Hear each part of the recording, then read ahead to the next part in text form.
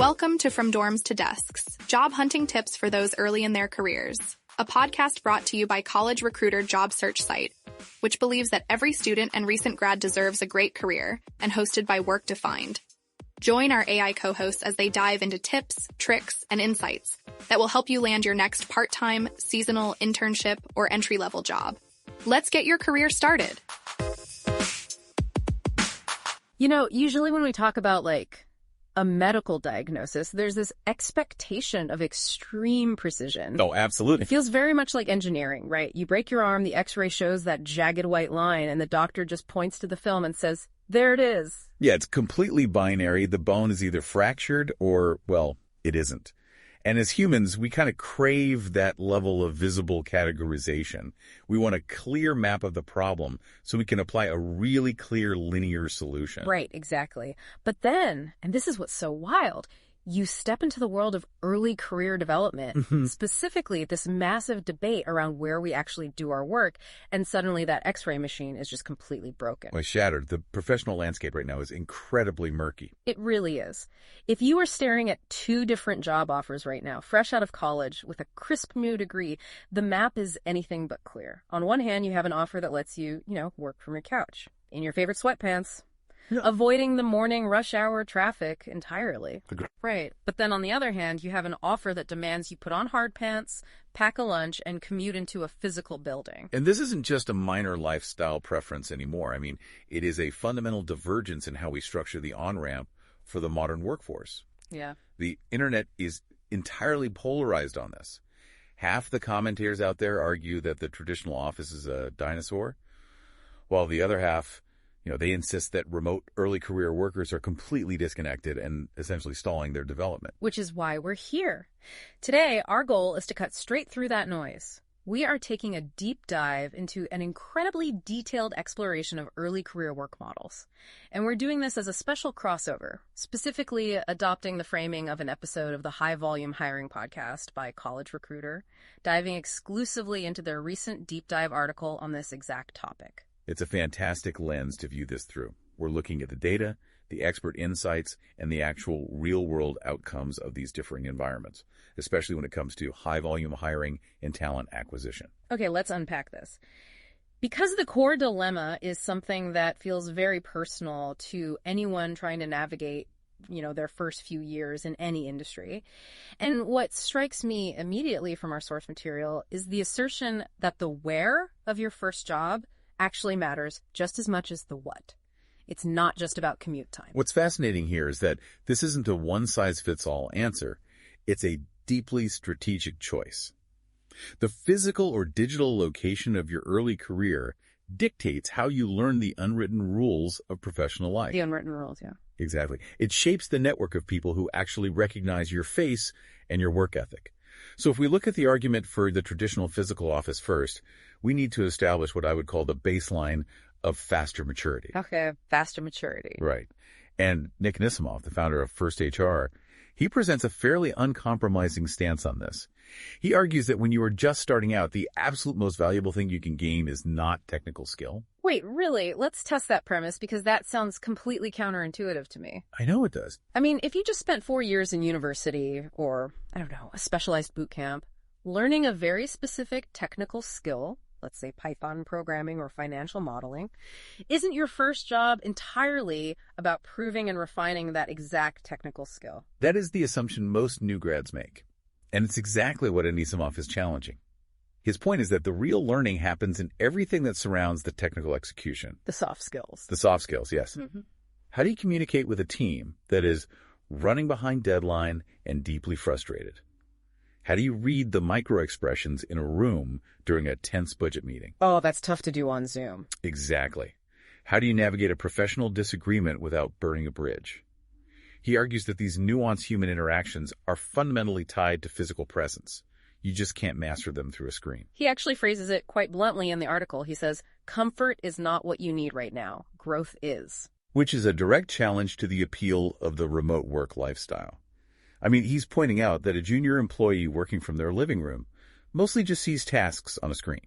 Right. They join scheduled video calls, they execute the task, and they log off. but they miss the entire connective tissue of the organizational culture. They miss the in-between moments. Like the moments before the host clicks start recording on the Zoom call, so to speak? Precisely. They don't hear the senior colleague taking a deep breath and deliberately lowering their voice to de-escalate an angry client on the phone. They don't witness the quick, informal three-person huddle by the coffee machine where the actual strategic pivot is decided before the formal meeting even begins. So you're missing the context. You're missing all of it. Without that exposure, you might become incredibly proficient at your technical tasks, sure, but you remain professionally underdeveloped. You just don't learn how the machine actually operates. Okay, I can see the argument for soft skills requiring physical presence. But the data in our sources doesn't just stop at soft skills. There's a fascinating statistic here about technical acceleration in the office. Yes, the 40% boost. Yeah, let's talk about that. Shahar Yar, the CEO of Software House, he's managed teams across fully remote, hybrid, and fully in-person models. He tracked the data and found that junior developers who started in an office learned coding patterns, debugging techniques, and client communication skills roughly 40% faster than their fully remote counterparts. 40% is not a marginal difference. That is a massive acceleration in competency. It's huge. It's the difference between taking a full year to become a productive independent contributor versus taking, 8 months? Right. And Yar attributes this to learning through osmosis. And the primary mechanism he points to for this 40% speed boost is simply the ability to tap a senior developer on the shoulder, getting unstuck in 2 minutes rather than waiting an hour for a Slack response. Let's look at the psychology of that specific interaction, because I think it reveals a lot about the friction of remote work for juniors. Imagine you are 2 weeks into your first remote job. Okay. You hit a bug in your code, or you don't understand a piece of a project brief. What is the psychological barrier to sending a digital message to a senior colleague? Oh, it's terrifying. You do not want to seem incompetent. I mean, I remember doing this. You end up spending 30 minutes drafting, deleting, and redrafting a simple Slack message just to make sure you don't sound stupid. Exactly. And while you were doing that, you were completely blocked. You were losing momentum. Well, Then you send the message and, you wait. You don't know if the senior colleague is in a meeting, at lunch, or just ignoring you. The anxiety builds. it really does. But in a physical office, you can literally look across the desk. You can see if the senior developer has their headphones on and is deep in a flow state, or if they're just leaning back, sipping coffee, staring into space. You can read the room. Yes. The friction required to ask a quick, clarifying question drops to near zero. And that immediate relief from confusion builds a junior employee's confidence incredibly fast. Okay, but I have to genuinely challenge this dynamic. Let's look at it from the perspective of the broader company. Yor says tapping a senior dev on the shoulder makes the junior learn 40% faster. But aren't we just shifting the unproductivity around? How so? Well, you're unblocking the junior, absolutely. But you are constantly interrupting the senior developer's flow state. Every time they get tapped on the shoulder, it takes them, 15 minutes to regain their deep focus? Is the office basically just an extremely expensive, exhausting training simulator where the seniors sacrifice their productivity to handhold the grads? That is the exact trade-off organizations have to calculate, especially in high-volume hiring environments. Yeah. Yes, there is a short-term productivity tax on your senior staff. Right. But the argument is that the long-term payoff, getting a cohort of 50 new hires, fully operational 40% faster, far outweighs the temporary disruption. It's an investment in organizational capacity. But what about the cost to the new grad? Because Yar himself highlights the severe cons of this fully in-person model. First, there's the literal financial cost. The commute. The commute. If you are on an entry-level salary, the cost of gas, vehicle maintenance, parking passes, or daily train tickets, that takes a very real, very painful bite out of your take-home pay. You are paying a premium just to show up to the training simulator. The commute is a significant financial and temporal burden. I mean, it eats into your compensation and your free time. And beyond the wallet, there's the psychological toll. Yar noted significantly higher burnout rates among these in-office juniors. And the reason why is fascinating to me. It wasn't the workload. No, it wasn't. It was the fact that they felt immense pressure to stay late simply because other people were still at their desks. It's the classic performance of presence. Presenteeism. The idea that physical visibility equates to dedication, regardless of your actual output. Right. If you are part of a high-volume hiring cohort where a company brings in 100 new grads at once, The competitive pressure is immense. You look around, and nobody wants to be the first person to stand up and leave at 5:00 p.m. Oh, it would. It creates a toxic cycle where people are sitting at their desks, exhausted, browsing the internet, just to ensure the manager sees their car in the parking lot when they leave. Which is a fast track to burnout. It drains the exact energy and enthusiasm you hired them for in the first place. This is the central tension of the early career in-office experience. The technical and soft skill acceleration is entirely real, but the friction, the commute, the financial cost, the performative exhaustion is deeply punishing. Which brings us to a really crucial question about what exactly you are absorbing in that office environment. If the office provides this magical osmosis, what is the actual substance of it? Because if we agree it's not just about typing speeds or coding syntax, what are the new grads actually soaking up that they can't get on a Zoom call? They are absorbing how leadership handles absolute disaster. Yes. Here is where we have to talk about the vacant morgue. This is easily the most striking anecdote in our source material. It's an unforgettable image, honestly. It really is. So, Joe Spisak, the CEO of Fulfill.com, started his fulfillment company when he was 25 years old. And because real estate is expensive, he started it in a literal vacant morgue. Which strips away all the glamorous illusions of the modern startup. There are no ergonomic chairs or cold brew taps here. No, he's working out of a morgue. And he openly admits he had zero mentors at the time and essentially no clue what he was doing. But, crucially, he was physically present when things exploded. He gives this incredible example of a Black Friday inventory disaster. Oh, man. Yeah. If you are a fulfillment company, Black Friday is your Super Bowl. Now imagine your client's entire Black Friday inventory gets catastrophically damaged. The stress levels in that room must have been suffocating. It's the kind of high-stakes existential crisis that breaks inexperienced teams. The pressure is multi-directional, You have furious clients, panicking employees, and potentially devastating financial liabilities all colliding at once. But Spisak points out that because he was physically there, he watched his warehouse manager handle that furious client in real time. He watched the exact words they used to de-escalate the situation. Right. And then he watched his CFO get on the phone to negotiate with a bank when they desperately needed capital to keep the lights on and expand. He says, point blank, you can't slack your way into those moments. That phrase captures the limitation of asynchronous communication perfectly. You cannot slack your way into a crisis. When a disaster hits, leadership does not send out a calendar invite to the junior staff saying, please join this Zoom link to watch us panic and problem solve. Exactly. The crisis just detonates around you. If you are remote, you might see the aftermath. You might get an email summary the next day saying, here is the new protocol. But you missed the messy, real-time negotiation. You missed the tone of voice the CFO used to project confidence to the bank while the warehouse was in total chaos. Spisak refers to these as your graduate school moments, the moments of absolute unstructured chaos. And the value of being in the room for those moments is that it builds what we call business instincts. Here's where it gets really interesting. Spisak uses an analogy to explain this that I think perfectly captures the remote early career dilemma. He says that doing remote work early in your career is like trying to learn how to cook by solely watching YouTube videos. Let's stress test that analogy because it's deeply layered. If you watch a high-quality cooking tutorial on YouTube, you get the exact recipe. You get the precise measurements. You know you need 2 cups of flour and a teaspoon of salt. You can replicate the technical steps perfectly. But Spisak is arguing that you don't develop the instincts. You might be following the recipe, but what happens when your specific stove runs hotter than the one in the video? Right. You don't know what it smells like when butter is perfectly browned versus when it has 3 seconds left before it burns and ruins the dish. You don't understand the underlying chemistry. You're just mimicking actions. Instincts in any profession are essentially fast, unconscious pattern recognition. You only build accurate pattern recognition by being exposed to a massive volume of high-fidelity data points. Okay, yeah. In a business context, those data points are human reactions.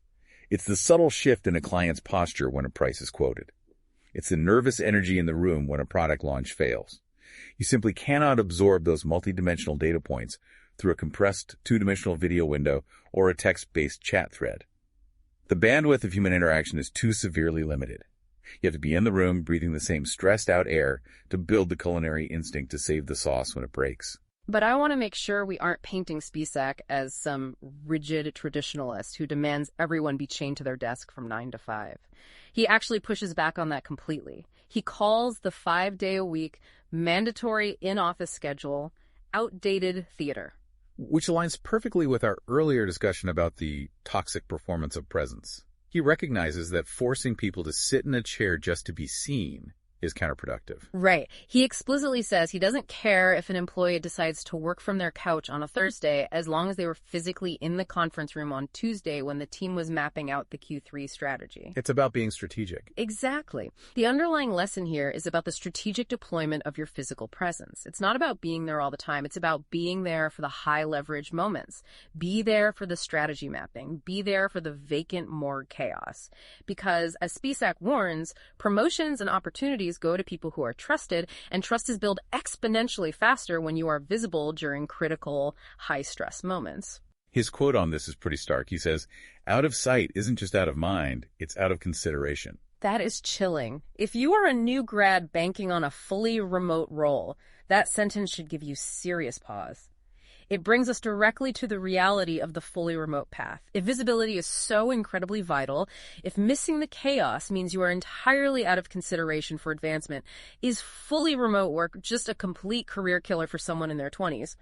Let's look at the actual reality, because there is a massive, undeniable upside to it. We have to address the economics of geographic arbitrage. Yes, let's bring Shaharyar back into the conversation. Amidst his data on how much faster in-office juniors learn, he also pointed out the immense financial leverage of remote work. He cited one of his best hires, a junior employee who works from a smaller city where the overall cost of living is roughly 35% lower than the company's headquarters. Think about the math on that. If you accept a standard entry-level salary, let's say $60,000, and you are required to live in a major tech or financial hub, a huge percentage of that goes straight to exorbitant rent, premium groceries, and commuting costs. Most of your paycheck, really. Yeah, mostly gone. But if you take that exact same $60,000 salary and move to a city where rent is half the price, you have effectively given yourself a massive life-changing raise without taking on any extra work. You are bypassing the geographical tax of the modern economy. Right. For a young professional dealing with inflation and potentially student debt, that is an immediate, tangible benefit that cannot be easily dismissed. It is an incredibly powerful financial strategy, but Yar is very clear that it comes with a hidden cost, visibility trap. At his own company, he tracked the progression of his staff and found that 2 of his remote juniors took twice as long to get promoted compared to their hybrid or in-office peers. Wow. Twice as long. Now, I have to ask, is that a failure of the remote workers for not making themselves seen, or is that a fundamental failure of the company's management structure? If we connect this to the bigger picture, that is the exact pivot point of this entire debate. And it's where Muni Boga, the CEO of Kudos, provides a critical intervention in our understanding of remote dynamics. Boga argues vehemently that the problem isn't actually remote work itself. The problem is bad management relying heavily on proximity bias. Proximity bias, meaning as a manager, I naturally favor and promote the people who are physically closest to me, simply because they are top of mind. Precisely. It is a cognitive shortcut. It is easier to assess the engagement of the person sitting outside your office door than it is to dig into the digital output of someone 3 time zones away. Boga argues that early career professionals are inherently better or worse off with any single location arrangement.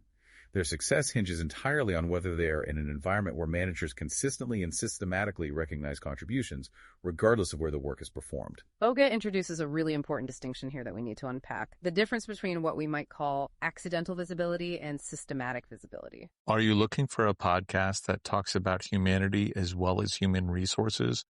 Listen to the Reciprocity with AG podcast, where leaders in workforce and human resources talk more about themselves, how they reciprocate to others, and how they have received unbelievable advice for some of their mentors and people they've worked with. Accidental visibility is the byproduct of the physical office. It's getting assigned to a highly visible, career-accelerating project because you happen to be heating up your lunch in the break room at the exact moment the senior director walked in looking for a quick volunteer. It's completely reliant on geography and chance. It's the outdated theater accidentally working in your favor. Exactly. It isn't meritocratic, it's opportunistic. Systematic visibility, on the other hand, requires deliberate organizational architecture. It means the company has structured, standardized ways to track, measure, and recognize distributed contributions. Okay. It means performance is evaluated by actual outputs, deliverables, and impact, rather than by who arrives earliest or who laughs the loudest at the CEO's jokes in the hallway. Let's dig into the mechanics of that. How does a company actually build systematic visibility? Because it sounds great in theory, but in practice, how do you track output without turning into a dystopian micromanager tracking keystrokes? It requires a fundamental shift in how goals are set and how communication is structured. Instead of measuring hours at the desk, a manager must define clear, measurable deliverables for the week. Like, I need this specific module coded, tested, and documented by Thursday at noon. That makes sense. Systematic visibility involves using centralized dashboards where progress is publicly visible to the team. It involves asynchronous updates, perhaps a brief, written daily recap of what was accomplished and where the roadblocks are, rather than an hour-long status meeting.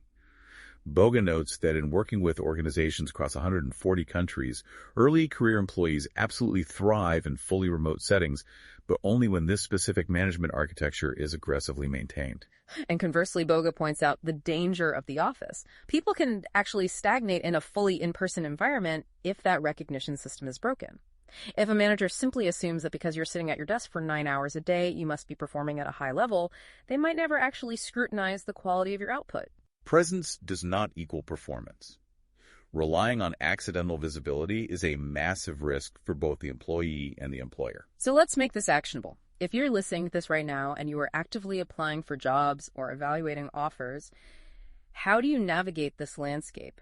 How do you secure the financial benefits of geographic arbitrage without falling into the visibility trap where your career stalls for 2 years? It requires you to completely change how you approach the interview process. When you are interviewing for a remote or hybrid role, you cannot just accept the standard answers about health benefits or the 401k match. Right, those are given. You must actively interview the hiring manager about their operational infrastructure. You have to ask direct questions like, how do you ensure distributed team members are acknowledged? Or, can you walk me through exactly how performance is measured and recognized for people you don't physically see every day? That is fantastic advice. You are essentially auditing the management maturity. Don't just optimize your job search for a location.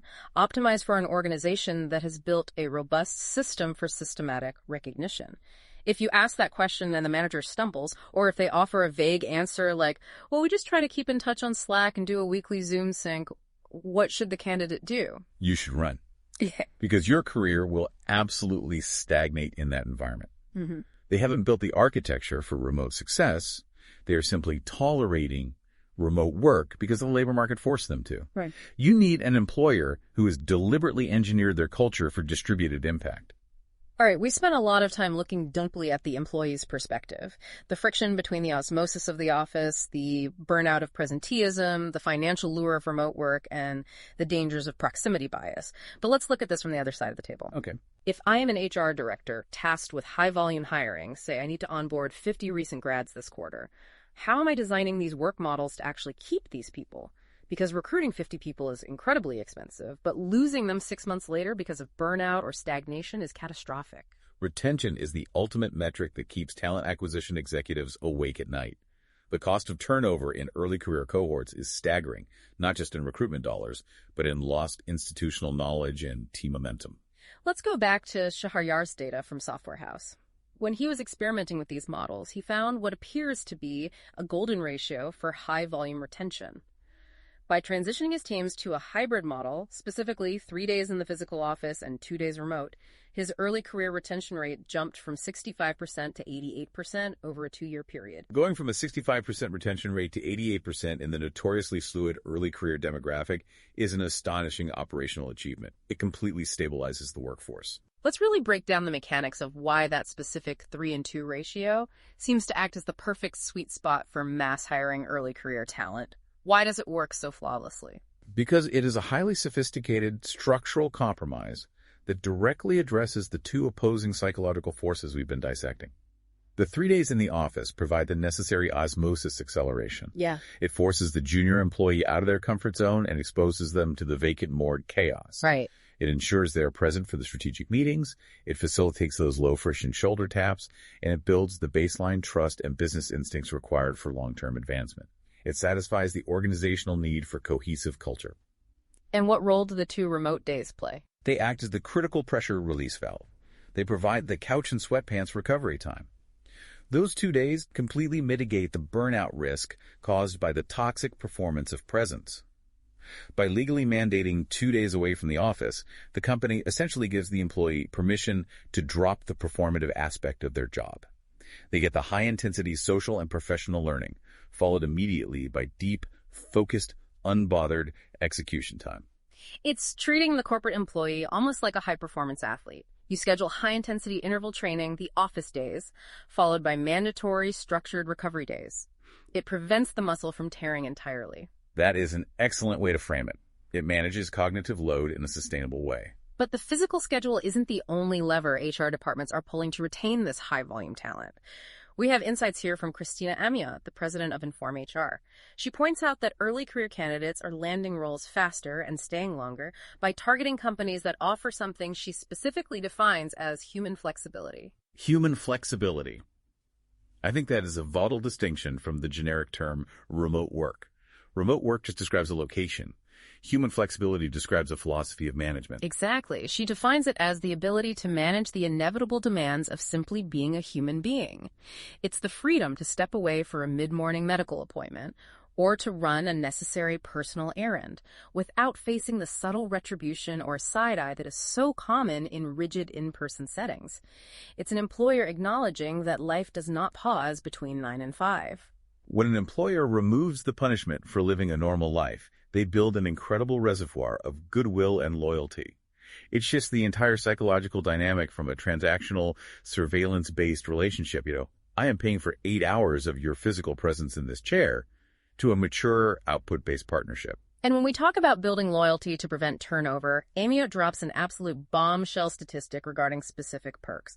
And to be clear, we have evolved far past the era of ping pong tables and free snacks in the break room. Oh, definitely. She notes that 86% of workers explicitly state they would commit to a company for a full 5 years in exchange for robust student loan repayment support. 5 years. In the context of the modern early career demographic, where job hopping every 18 months is practically the norm, a 5-year tenure is practically a lifetime commitment. It's an eternity. But if you consider the immense psychological and financial weight of student loans on a 22-year-old entering the workforce right now, it makes perfect sense. It is a crushing burden that dictates their housing choices, their stress levels, and their overall quality of life. Right. If an employer steps in and says, we aren't just going to pay you a salary, we are going to actively help you dismantle this massive source of anxiety in your life, they are forging an almost unbreakable bond of loyalty. It is the ultimate retention tool because it directly addresses the employee's core external stressors. Amiot also mentions the strategic use of summer Fridays, allowing employees to log off early on Fridays during the summer months. These policies are often dismissed as fluffy, nice-to-have perks, but high-volume employers are deploying these specific tools as calculated strategic burnout prevention mechanisms. They recognize that maintaining a 50-person cohort requires building a culture inherently designed for long-term, sustainable engagement. It's a truly holistic approach to talent retention. It acknowledges that keeping an employee isn't just about where you place their desk. It's about how the entire organizational structure supports the life they're trying to build outside the four walls of the office. Exactly. The most successful high-volume hiring programs view the employee as a complete ecosystem, not just a unit of productivity. Okay, so let's synthesize this. Whether you optimize for the geographic arbitrage of a fully remote role, whether you land in the hybrid sweet spot, or whether you choose the rapid, high-pressure maturity of the fully in-office model, how do you ensure that the skills you acquire in this crucial first job actually travel with you? Because regardless of the retention strategies we just discussed, the statistical reality is that very few people stay at their first job forever. How do you extract maximum portable value from this experience? This brings us to what is frankly the most critical concept for long-term career survival in our source material, and that's the necessity of building transferability. Transferability. Let's bring in Andrew Lamb to explore this. Lamb is the founder of 4 Leaf Performance. He has led global teams for over 25 years, including 2 decades in leadership at HP, and he specifically coaches executives through extremely high-stakes transitions like corporate mergers and acquisitions. This is a perspective we desperately need. Lamb is the person who looks at a newly merged, chaotic organization, evaluates the talent pool, and makes the hard decisions about who stays, who is let go, and who is promoted to lead the new structure. He observes the ultimate stress test of an employee's actual value to a business. And his core argument is that in your early career, you should be obsessing less over where you sit and entirely over how quickly you can make yourself transferable. He defines a transferable employee as someone the business can seamlessly plug into entirely new priorities, new teams, or new crises without that employee breaking or requiring massive hand-holding. This raises an important question, though. How does a 22-year-old new hire actually become that indispensable transferable person? Lamb's answer is brilliantly simple. You become transferable by mastering the art of creating clarity. Specifically, he talks about the vital importance of turning tribal knowledge into simple, accessible, standard operating procedures, or SOPs. We need to dissect the concept of tribal knowledge, because it is the silent killer of organizational efficiency, and it is rampant in almost every company. Tribal knowledge is the undocumented, informal way things actually get done.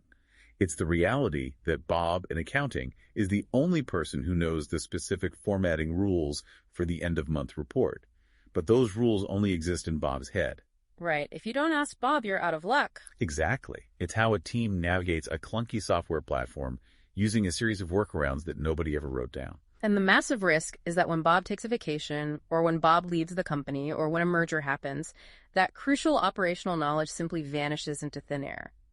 The process breaks. Lamb points out that the new graduates who survive these organizational earthquakes, the ones who keep their seats when a merger happens, are the ones who proactively take that chaotic tribal knowledge and document it. They create the SOP. And Lamb is very specific about what that looks like. It's not a dense 50-page manual. It's a clear scoreboard.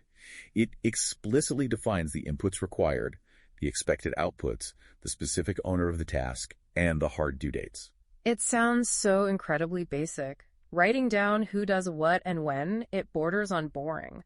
Let's role-play this for a second. If I am a junior employee, how do I actually write an SOP for a messy process, like client onboarding, without stepping on the toes of the senior staff who've been doing it their way for 10 years? That is the exact tightrope you have to walk. You don't walk in and dictate a new process. You act as an operational journalist. You interview the senior staff. You say, I want to make sure I'm supporting the team perfectly. Can I map out the steps you take to onboard a client just so I have a checklist to follow?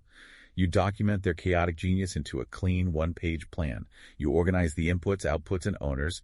Suddenly, you have transformed invisible, fragile knowledge into a durable corporate asset. This raises such an important question about the remote work dilemma we discussed earlier. If you are fully remote and you completely lack the proximity bias or the accidental visibility of the physical office, how do you advance? Lamb's framework provides the exact blueprint for remote survival. You advance by becoming the person who creates the clarity. You become the organization's clarity generator. Yes.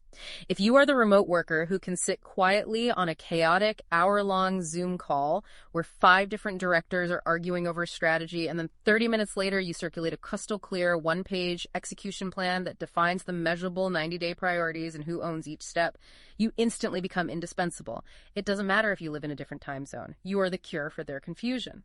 And as Lamb astutely points out, that specific skill, the ability to synthesize chaos into structured clarity, is the ultimate transferable asset. It travels to every single better, higher-paying job you will ever hold. Because every organization, from a startup morgue to a Fortune 500 tech giant, fundamentally suffers from internal confusion. If you are the reliable mechanism that generates clarity, you will always be in high demand. It's a phenomenal strategy. But we can't talk about transferability and career paths without acknowledging a massive segment of the economy that operates outside the digital realm. Not every job can be synthesized into a one-page digital plan. We have to look at the power of physical networking and the mastery of physical trades. This is a crucial counterweight to the dominant narrative that all future work is digital first. Let's look at Ernie Bussel's experience. His career trajectory is wild and covers an incredible spectrum of work models. He started as a Navy petty officer responsible for handling nuclear missiles, which is obviously an exclusively in-person role. Definitely in person. Yeah. He then transitioned to becoming a teacher, then a top-producing sales professional, an operations leader, and finally the CEO of East Tennessee's #1 solar firm. He has seen the mechanics of success from every possible angle. And he shares a staggering statistic from his time in high-ticket sales. He was personally closing $4,500 per lead, while the industry average was hovering around just $2,500. He was achieving nearly double the industry average in revenue generation. What was the differentiator? He attributes it entirely to building profound trust face-to-face. He explicitly states that for standing out in a crowded job market and for closing complex, high-stakes deals, the fully in-person approach absolutely shines. He argues that remote applications and digital pitches simply get lost in the noise of a flooded inbox. But looking a skeptical client in the eye, shaking their hand, and demonstrating physical competence, that yields massive, measurable dividends that digital communication cannot replicate. It highlights the absolute limitations of digital transferability. There is a depth of trust and a level of persuasive influence that can only be forged in shared physical space. Bussell also noted that during his transition from the rigid structure of the Navy into the civilian education sector, he observed that early hires who operated fully remotely deeply struggled to grasp the nuanced team processes. They couldn't read the cultural undercurrents, which led to a high rate of turnover. They desperately needed that physical presence to anchor their understanding of how the team actually functioned. And it isn't just about soft skills or sales trust. Some hard technical skills are inextricably bound to physical reality. Ryan Woodward, the CEO of National Technical Institute, makes this point brilliantly regarding the modern trades. He oversees the training for thousands of students entering high-demand, high-paying vocational fields, and he advocates for a very specific, evolved kind of hybrid model. He talks about the necessity of pairing digital fluency with absolute physical mastery. The modern trades have evolved dramatically. Employers today don't just need a traditional plumber with a wrench. They need a sophisticated technician who can navigate complex, proprietary smart home diagnostic software on an iPad, interpret the digital data, and then execute the complex physical repair on the plumbing system. Woodward points out that if you want to secure employment and advance into the truly lucrative specialties like renewable energy installation, advanced HVAC, or commercial refrigeration, roles that easily start well over $62,000 a year, in-person experience, and physical mastery are completely non-negotiable. Because the stakes are incredibly high. You have to master physical safety protocols. You have to develop the tactile instincts to handle the unexpected problem solving that happens the moment you open a complex machine on a chaotic job site. Because, to put it as bluntly as possible, you cannot fix a broken, leaking commercial refrigerator over a Zoom call. It doesn't matter how great your SOP is or how clear your communication is. The digital world has a very hard, very unforgiving boundary where the physical world begins. And an enormous number of high-paying, secure jobs exist precisely at that intersection of digital diagnosis and physical execution. It's a vital reminder that while the knowledge economy debates the merits of the couch versus the cubicle, a massive portion of our infrastructure relies on people who have mastered the physical world. So what does this all mean? We have journeyed through an immense amount of data and perspective today. We explored the 40% learning acceleration through office osmosis. We looked at the irreplaceable value of witnessing leadership navigate the vacant morgue chaos. We examined the massive financial leverage of geographic arbitrage and the dangerous reality of the proximity bias visibility trap. We broke down the 3-2 hybrid sweet spot for retention, and we defined exactly how to become the ultimate transferable asset by generating operational clarity. Let's synthesize all of this into an ultimate playbook for you, the learner, as you look at your screen and evaluate those competing job offers. The synthesis is that your location is a tool, and you must wield it deliberately. If you choose the fully remote path, you must maximize the financial leverage of your geography move to a location that affords you a significantly higher quality of life and lower financial stress. But concurrently, you must aggressively demand systematic recognition from your prospective employer. You must become the indispensable person who creates clarity out of digital chaos to ensure your visibility never fades. If you choose the fully in-person offer, you are opting into a high-intensity training simulator. You will experience massive, rapid acceleration in your soft skills, your technical abilities, and your crucial business instincts. You will learn the unwritten rules of the industry incredibly fast. But you must actively and aggressively guard yourself against the toxic performance of presence. You have to set boundaries to mitigate the very real statistical risk of early burnout. And if you are fortunate enough to find an organization offering a structured hybrid role, you have likely found the statistical sweet spot for both retention and balanced career growth. It perfectly pairs the necessary digital fluency and the crucial psychological recovery time of remote work with that all-important, irreplaceable physical exposure to the chaotic, complex reality of real-world problem-solving. It is a profound strategic choice. You must choose your where with the exact same level of scrutiny and intention as you choose your what. Before we wrap up this exploration, let's step back and connect all of these mechanics to a broader, perhaps slightly unsettling question about the future of work. We've established definitively today that physical presence builds essential business instincts through exposure to high-stakes, unpredictable chaos, those vital vacant morgue moments where you watch human beings react to pressure. But let's look at the technological horizon. As augmented reality, spatial computing, AI avatars, and hyper-immersive digital workspaces continue to rapidly evolve, will technology eventually be capable of perfectly simulating that exact vacant morgue chaos in a fully remote setting? Will we reach a point where we can digitally replicate the palpable, sweaty tension of a failing business deal or a supply chain collapse? Or is there a primal, biological, completely irreplaceable human instinct that only triggers when you are physically in the room, breathing the exact same stressed-out air as your boss? Wow. That is an incredibly heavy, fascinating question to leave hanging. Are we fundamentally biological creatures that require shared physical stress to truly learn and adapt, or can we eventually digitize and simulate the chaos necessary for growth? That is definitely something for you to deeply mull over the next time you log into a sterile, orderly virtual meeting. I want to thank you so much for joining us on this deep dive into the high-volume hiring landscape and the realities of early career work models. We hope we've equipped you with the analytical tools to think deeply and strategically about exactly where you place your desk. Keep learning, keep questioning the baseline assumptions, and we will see you on the next deep dive. This has been From Dorms to Desks, job hunting tips for those early in their careers, a podcast brought to you by College Recruiter job search site, which believes that every student and recent grad deserves a great career. Each episode, we dive into tips, tricks, and insights that will help you land your next part-time, seasonal, internship, or entry-level job. Subscribe to this podcast for free now, so you don't miss an episode, and visit www.collegerecruiter.com to find your next great job.